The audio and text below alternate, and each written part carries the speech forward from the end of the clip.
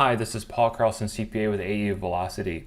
In this video, we're going to discuss how billed revenue and unbilled revenue relate and how both of those accounts tie into work in progress and accounts receivable. These accounts come into play when a firm reports on GAAP or accrual basis financials. So, best way to walk through this is to do a story and run a couple examples. So, here's our story.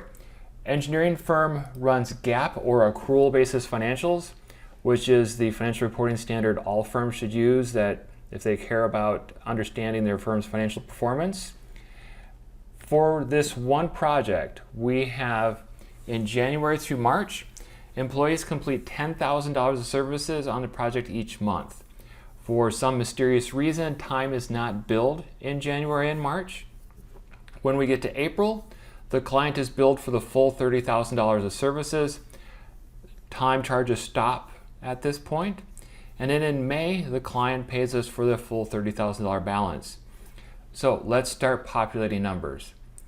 So in January, we provide $10,000 of services. The income statement will report that as $10,000 of unbilled revenue. So what this is saying is we completed work, we put time charges into this project, the retail value of that time is $10,000, and at this point we think we're going to bill the client, or we can bill the client the full value of the $10,000. The next month we do the same thing, another $10,000 of time charges go against our project. And at the end of February we show that we have $20,000 in work in progress. That's the value of the time that we've put into the project for the last 2 months, and that at some point we're going to bill at least $20,000 to the client. Okay, you can see a pattern here. So in March, we charge another $10,000 into this project, and at the end of March we have $30,000 in work in progress waiting to be billed against this project. So we've covered this first line. We got $10,000 for 3 months that has not been billed. Let's get into April. So April, we bill the client for $30,000 of services. Well, if we look at total revenue at this point, year-to-date revenue is summing to $60,000. And that's the wrong story, that we've provided $30,000 of services that we can't we can't report double that amount of revenue on the income statement. So what happens is the unbilled revenue shows a $30,000 offset.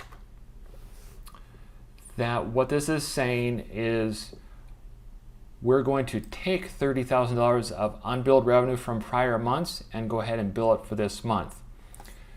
And then below we show that work in progress goes from 0 because we no longer have funds to bill that need to be billed. And accounts receivable shows a $30,000 invoice that's outstanding to the client.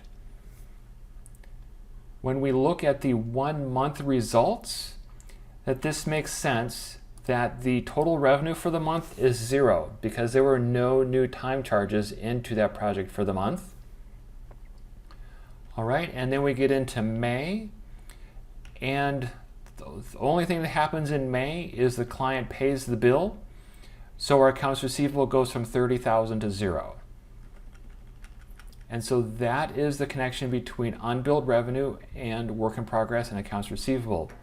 Now let's look through this from the perspective of the company owner. So in January, the owner loves the idea that we have $10,000 worth of revenue that we haven't billed.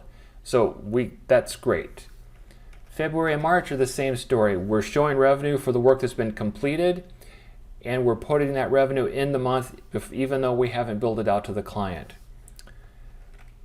In April, we get a surprise that the owner knows we sent the client a bill for $30,000, and they're thinking, great, revenue is going to be fantastic this month because we finally got that huge invoice out, so now total revenue for the month is going to be higher. Well, what happens is we do these financials, and I have to explain that no, we picked up the $30,000 in revenue for the first 3 months, so we've already posted the revenue. So what happened in April is all that we did is we moved the value of that services from work in progress to accounts receivable. So the total revenue for this project for April is 0. And yeah, that's a bummer, but we get there.